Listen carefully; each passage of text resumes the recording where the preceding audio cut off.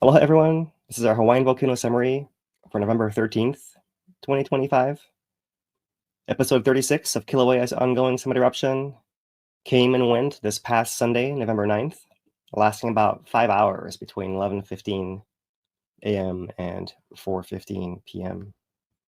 You're seeing here a time lapse from the V1 camera showing that precursory overflows leading to the double fountains from the north and south vent. The south vent peaking higher around 1,200 feet or 360 meters. Let's switch the camera view around to the V3 camera and show you guys the sequence from that point of view. So there's a north vent, both fountains fairly straight up with slight inclination, but more lava coming from the south vent and piling against the side of the caldera, feeding these secondary lava flows that persist longer than the actual fountains themselves. See it here moving through the following night and leading to several rock slides and landslides here that expose the glowing interior of these cooling flows still. We look at this in a thermal view. This is the F1 camera. And rewinding back to Halloween night when we first had the first overflow, over the next 9 days, we have a series of over 180 of these overflows, each one putting out a pulse of new lava onto this southwest part of the crater floor. Until we get to November the 9th, which is the Sunday at around 11:15 a.m. So that's coming up right here when we have that main outburst. It lasts those quick 5 hours. The flows move for a few hours after the fountain shut off. And that's how that looked on a thermal camera. And similar view in the visible spectrum. You see the silver pad of flows that were the overflows at precursory before the big fountains come up. Another thing you see in this view is that there's some weather coming in right at the onset of the fountaining. So depending on your perspective, it may have been hard to get as good a view of this eruption as some previous episodes of it.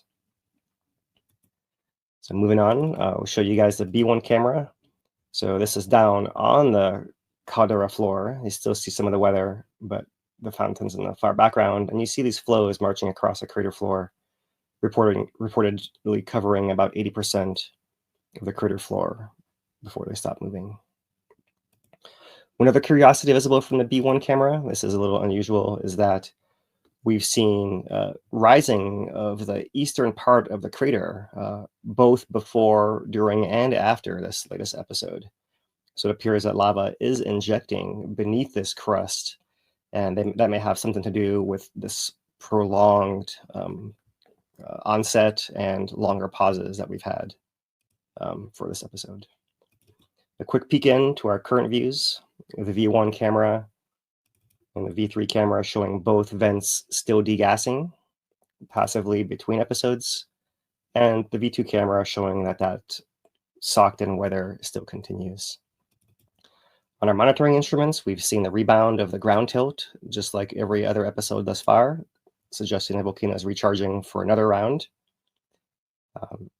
According to the latest USGS daily update this morning, preliminary results for the forecast window suggest episode 37 could occur between November 22nd and 29th. This should say 29th right there. And currently there is glow from both vents overnight as we build to the next episode. We mentioned this was the longest pause of the eruption thus far in 11 months at over 3 weeks, 22 days here, matching this pattern of lengthening pauses between our episodes.